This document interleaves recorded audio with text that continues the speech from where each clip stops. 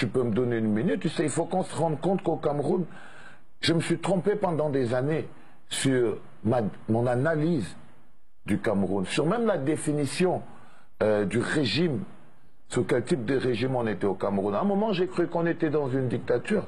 Après, j'ai cru à un moment qu'on était dans une monarchie. Mais après, on n'est même pas dans du socialisme. C'est même pas de la démocratie. Tu vois ce que je veux dire? Mais c'est un régime particulier, ça s'appelle le régime de la conservation du pouvoir.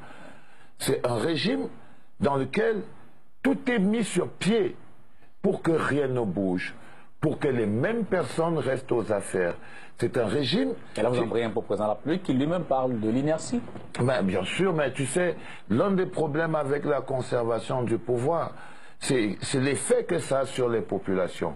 Pour conserver le pouvoir, il faut zombifier les populations. C'est-à-dire? C'est-à-dire qu'il faut rendre les populations totalement inertes à leur propre souffrance. Il faut rendre les populations impuissantes. Il faut leur démontrer qu'elles ne peuvent rien faire pour pouvoir améliorer leurs conditions de vie. Ça veut dire, je vous prends un truc comme le vote. Il faut démontrer aux populations que voter ne sert à rien. Que même si elles votent, le résultat sera toujours le même. Comme ça, ils n'auront pas voté. Il faut orienter la créativité quand on est dans un contexte de conservation du pouvoir. C'est-à-dire que l'art et la culture ne doivent pas marcher parce que ce sont des mécanismes de libération des peuples. Alors, et qui peuvent être, à contraire, aussi des mécanismes d'endoctrinement du peuple. Donc si vous êtes dans la logique de conservation du pouvoir, vous devez utiliser l'art pour endoctriner le peuple. Ça voudrait dire qu'il faut très vite mettre de côté le côté éducation, le côté formation qui existe dans la musique et mettre en avant le côté divertissement et le côté dépravation des mœurs. Et il faut démontrer aux artistes que, ben voilà, si vous faites ce type de musique, vous pouvez être des stars dans votre environnement, mais si vous faites cet autre type de musique, ça n'arrivera jamais. Donc tout d'un coup, vous pouvez faire une chanson qui dit « Pays tue les jeunes », avoir une démarche et tout ça. Vous ne changerez pas que quand vous allez dans une boîte de nuit, il y a au moins 50 chansons qui commencent par, je sais pas moi, Maman Chantal Biya, la mère des orphelins, Paul Biya, le père des orphelins, un ministre, Laurent Machin, le cœur du pays, des petites choses comme ça. Et il faut à tout prix orienter la créativité pour que tous les autres artistes qui viennent et qui veulent faire de la musique, sachent quelle direction il faut prendre pour pouvoir s'en sortir dans notre... J'ai décidé de vivre et de supporter les coups, parce qu'il faut bien se rendre compte que vivre en marge d'un processus bien normal, qui veut que tu es une star, quand tu as fait une chanson débile, tu es allé chanter à l'école des gamins là-bas à la présidence, et tu as fait ta photo avec Samuel Eto'o sur Facebook, dont tout d'un coup tu es devenu une star, quand tu travailles dans ce genre de contexte, il faut très bien que tu te rendes compte que ben voilà, ces genres de choses ne doivent pas te toucher. Ça ne doit pas te frustrer parce que c'est tout à fait normal. C'est-à-dire qu'aujourd'hui, c'est un peu comme quand vous voyez tous ces jeunes dans les bars, que ce soit à Douala, que ce soit à Yaoundé, quand vous voyez tous ces jeunes qui décident qu'ils ne votent pas, ils sont à la place où la gestion et le contexte de conservation de pouvoir veut qu'ils soient. Parce que si les jeunes sortent des bars, si les jeunes s'intéressent à la politique, si les jeunes deviennent intelligents, si on libère la créativité, alors on met un mur sur le mouvement de zombification. Parce que le mouvement de zombification, ceci de particulier, c'est que ça transforme des jeunes en des sourds. Vous pouvez parler, dire, faire tout ce que vous voulez, c'est déjà des zombies. Et après 32 ans, c'est tout à fait normal que tu dises à un jeune: Eh, mon frère, est-ce que tu sais qu'il est quand même important qu'on aille s'inscrire sur une liste électorale? Et te dis que mon ami, ça va servir. Ça m'intéresse pas.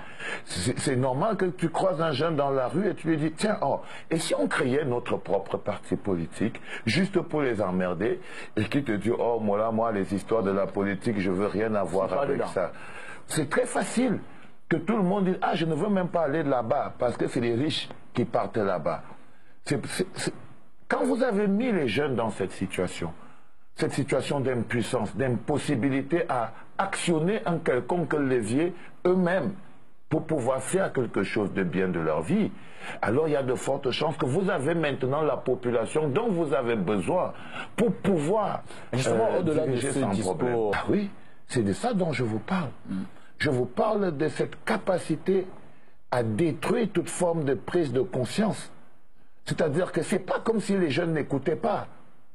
Mais ils sont tellement découragés, ils ont tellement été mystifiés, on leur a tellement prouvé leur impuissance et leur incapacité à faire quelque chose pour leur propre développement, qu'à chaque fois, même des concepts qui sont clairs, appliqués dans tous les pays du monde, on va vous dire qu'au Cameroun, ça ne marche pas. Si tu fais une campagne pour dire aux jeunes, inscrivez-vous sur les listes électorales, les jeunes vont te dire, non, on t'a payé pour que tu viennes nous faire voter.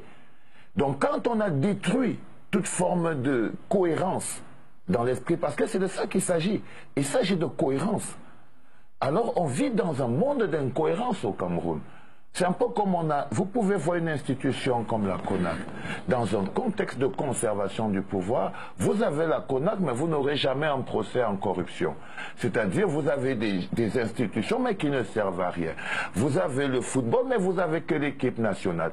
Parce qu'elle a ceci de particulier, c'est qu'elle passionne les gens. Mais le fondamental, tous les Camerounais s'en foutent qu'il n'y ait pas de championnat. Mais si les Lions peuvent gagner une Coupe d'Afrique, il n'y a pas de problème. Le président et son régime de conservation du pouvoir vont capitaliser sur eux. S'il y a un petit chanteur qui a réussi à avoir 10 millions de vues sur YouTube avec un petit tube pornographique, il peut aller chanter, voir le ministre de la Culture, parce que le ministre de la Culture va dire « Ah, c'est mon fils, c'est un enfant du Cameroun ». Il va te dire partout où je pars, je représente le Cameroun. Si je pars dans un endroit, je représente le Cameroun. Si je fais ceci, je représente le Cameroun. C'est pour ça que vous voyez tous ces artistes en train de couvrir la tête avec le drapeau à l'aéroport comme des idiots, parce qu'ils ne se rendent pas compte qu'ils pratiquent leur métier dans un contexte de conservation du pouvoir. On n'a pas un système, une politique culturelle qui permet à un artiste de vivre au Cameroun. Donc tout d'un coup, je ne sais pas. Avant, quand j'avais 28 ans, j'avais des difficultés à me présenter comme un homme politique. Mais c'est ce que je suis. J'essaye pas de dire non. Parce que j'ai fini par me rendre compte qu'on était tous des hommes politiques. Au moins qu'on faisait tous de la politique, mais il y en a qui choisissaient de la subir et il y en a qui choisissaient de la faire. Et j'en ai eu marre d'être quelqu'un qui l'a subi.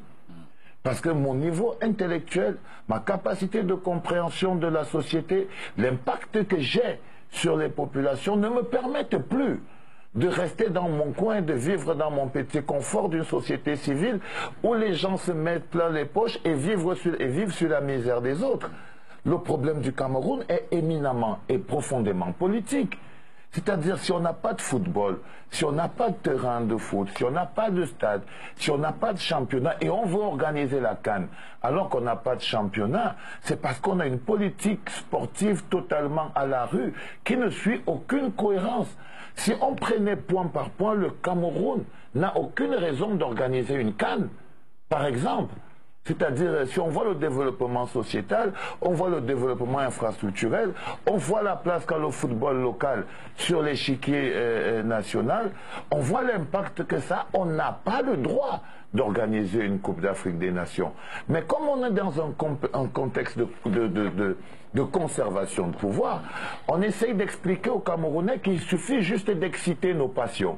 C'est-à-dire de rester là et de se dire « Ah, enfin, on va organiser la CAN au Cameroun ». Mais si on organise la CAN au Cameroun, c'est juste parce que ça obéit à un agenda politique. Ce n'est pas parce qu'on a réussi à se positionner comme étant un grand pays de football, un pays où les gens vivent du football, un pays où il y a une réelle émulation politique du football, ou un pays qui, économiquement, rapporte quelque chose au football. À quoi le football rapporte? Rien du tout.